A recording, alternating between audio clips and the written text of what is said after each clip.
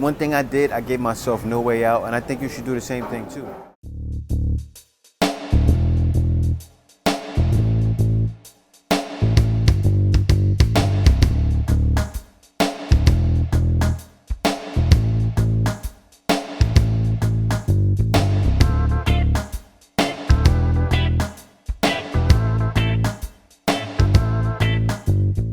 Hey guys, now I've been out in the Philippines for a while now, so I want to talk about why I never left the Philippines.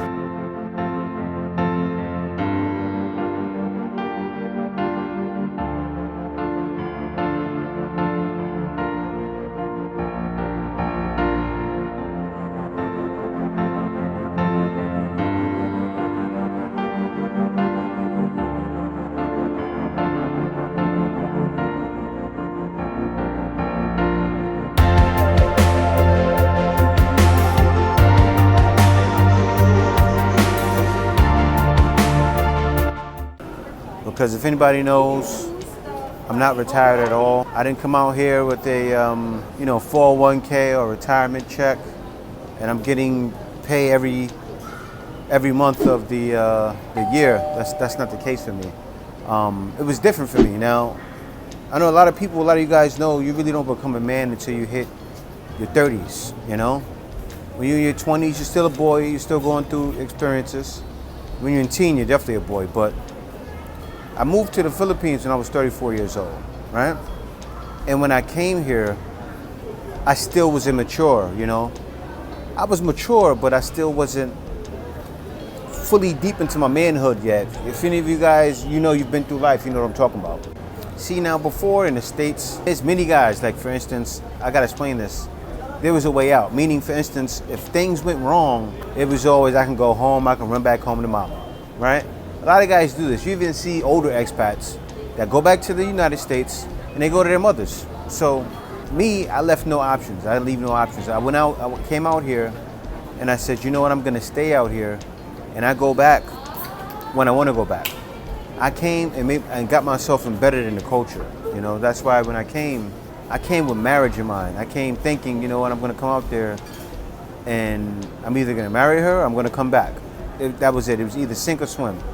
So me, I was at the age where, of course, I didn't choose sinking. Sinking wasn't an option. So when I came out to the Philippines, right away I thought swim in the water with the sharks or get eaten alive or don't do it, you know?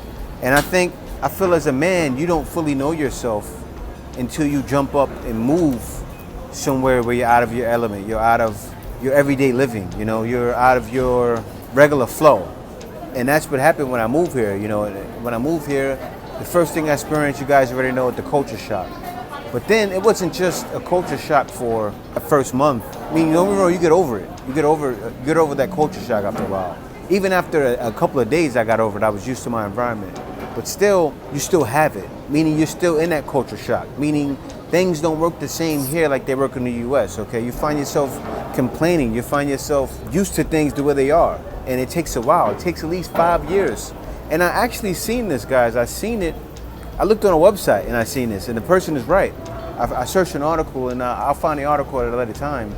But I searched an article that said you won't know if you want to live in the Philippines until you're here for 5 years.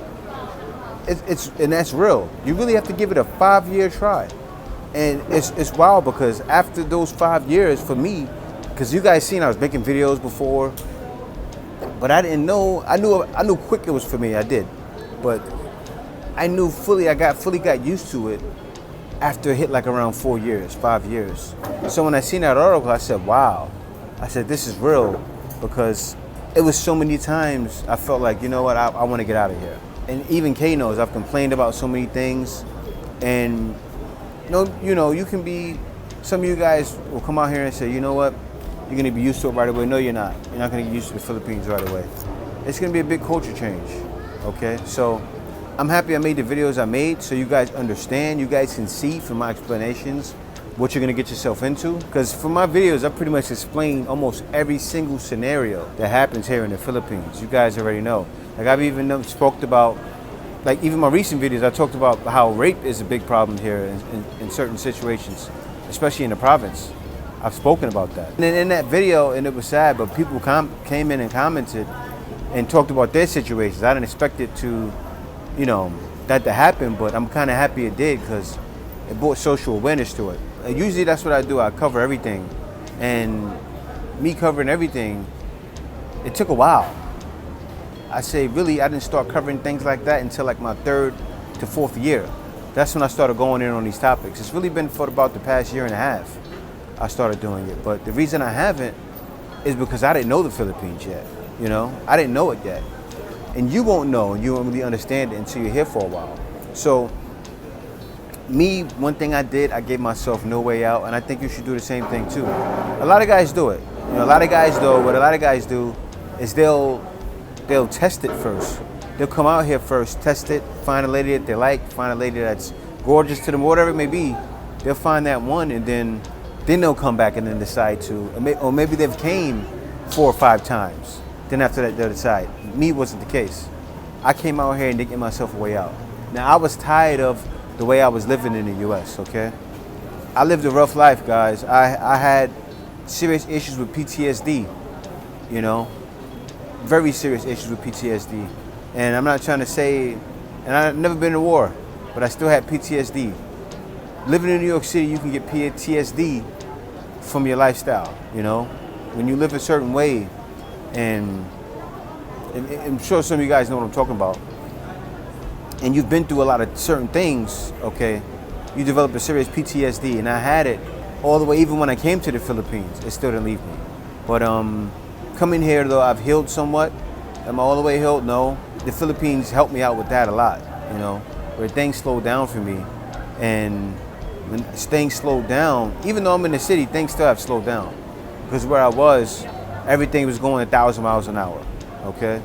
I had life coming at me 1,000 miles an hour. I had problems coming at me 1,000 miles an hour. And I get guys that tell me all the time, hey, Jay, man, you know, I'm so stressed out, I'm depressed. I can't wait to get out there. Because there's guys that want to escape life in America or even not even America or whatever other country they're from. You know, because things are hard. And a lot of situations, like I talk about a lot of situations, and then you have certain people that say, Jay, well, you know, it's still easier out there, and it is. And that's facts. You know, right now what's happening in New York alone, you know, I've seen videos of people getting their pocketbooks taken, like right there in Times Square. It's bugged out. You know, people getting robbed, people getting stuck up at gunpoint in public areas, and it's for that matter, it's not like that in the Philippines. It was like that when I first came to the Philippines. It was straight horrible. You know, I remember I went through Quezon City. This is like 2015, 2016, when kids were on Shabu and kids coming up to the cab, banging on the car. The deterrent they did, you know, it was kind of a little bit much, but still, he cleared all the Shabu hoods out. And ever since then, you know, hasn't been the same. But still, so now, for that matter, you know, the Philippines is the complete opposite. Actually, places like the U.S. and other countries are 10 times worse, you know? Like, I made videos, I remember I made a video a couple of months ago, right?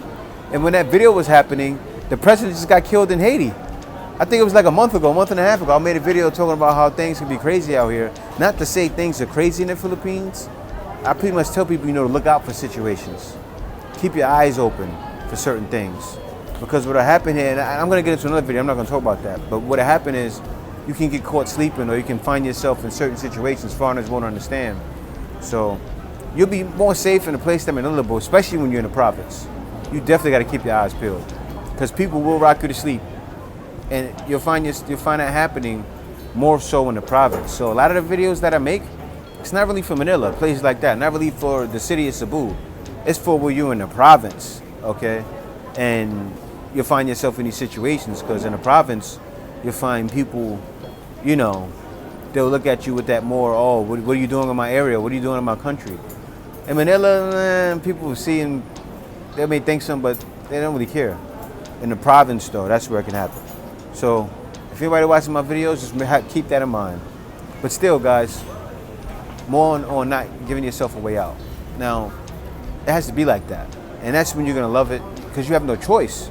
That was the crazy thing. You know, I remember when I was out here at first, I would sometimes think to myself, man, I don't really want to be here. Things are not like this. Things are not like that. Then I turned around right again and said, wait a minute. That PTSD kicked in, and I said, I wasn't happy where I was, you know. And Kay had to deal with it. She had to deal with it through that, you know. I had a problem with it. PTSD, a slight bit of paranoia, and Kay had to deal with it. And I've talked to her about it, and she actually helped me through it, you know. So coming to the Philippines was healing for me.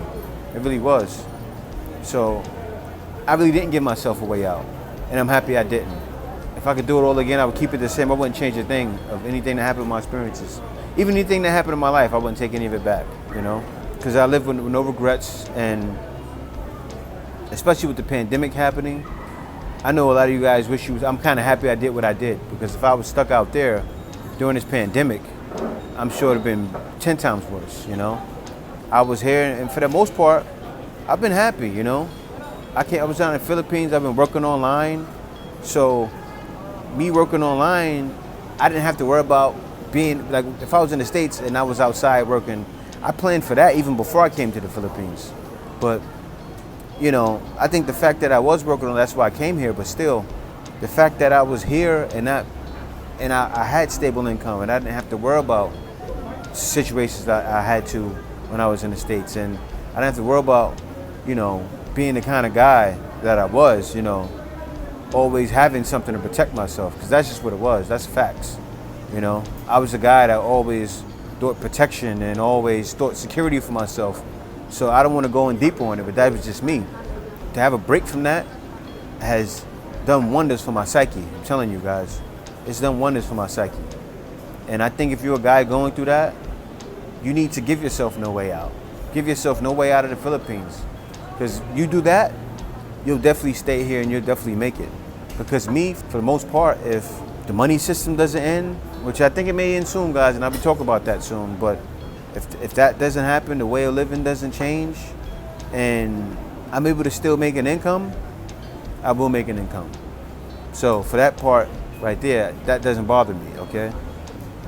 As far as being retired, you have some guys that say, oh, you need to be retired. That's not true. You don't have to be retired to live in the Philippines, all right? Most of these guys will say it because they don't want younger guys coming here, okay? I don't know if that's the case, but maybe they have it in their head, they're confused, or they don't know how the world is changing.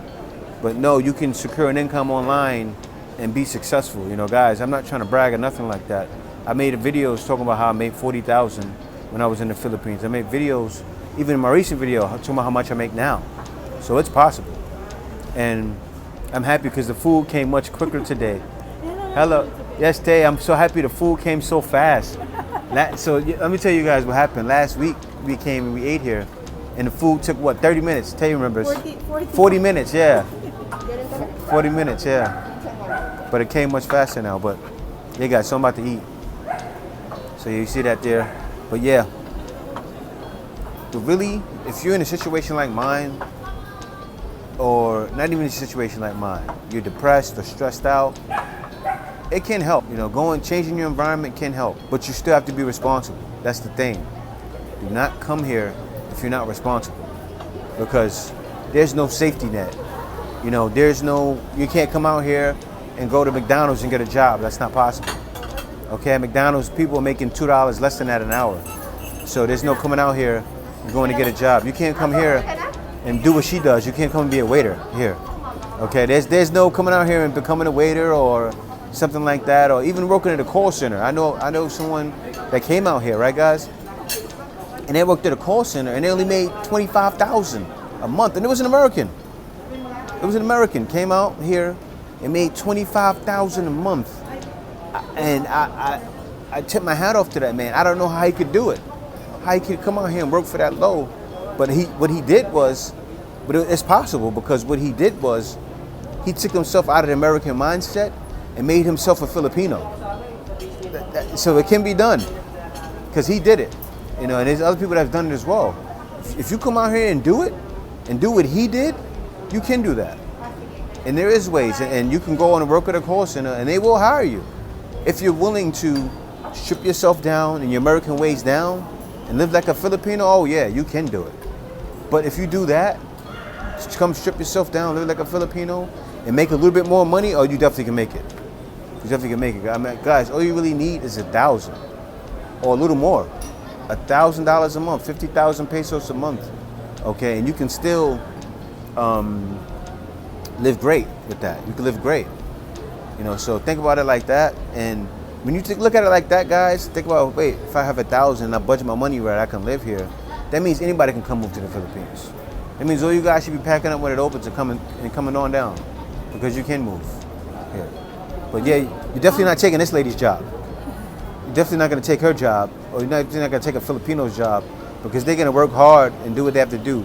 But if you're willing to do that, you're still not getting a waiter job. You work in a call center. They'll put you there in a call center, but definitely not getting these regular jobs here. They would never hire a foreigner. You're too entitled.